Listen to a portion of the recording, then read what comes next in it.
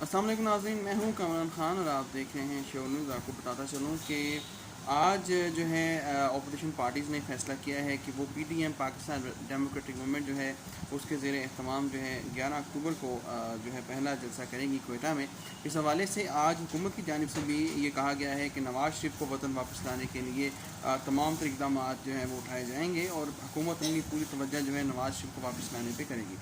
इस हवाले से FIA को जो है टास्क दिया गया है और वज़ारत ख़ारिजा को भी टास्क सौंपा गया है, जिसमें कि वो दोबारा से एक नए जो है स्ट्रेटजी के साथ ख़त लिखेंगे जो है बरतानवी हुकूमत को कि पाकिस्तान के मुजरम नवाज़ शरीफ साबिक़ वज़ीर-ए-आज़म को वापस किया जाए। इस तरह पाकिस्तान में एक नई महाजराई जो है वो जन्म लेने वाली है।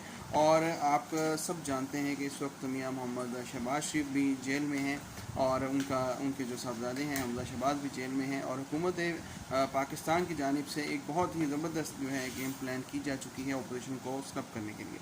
अब देखना यह है कि इतने तमाम तर इक़दाम होने के बाद और फ़ौज के हुकूमत के होने के बाद हुकूमत किस तरीके से इन तमाम तर चीज़ों का जो है फ़ायदा उठाती है और आवाम के लिए क्या खिदमत सर अंजाम देती है।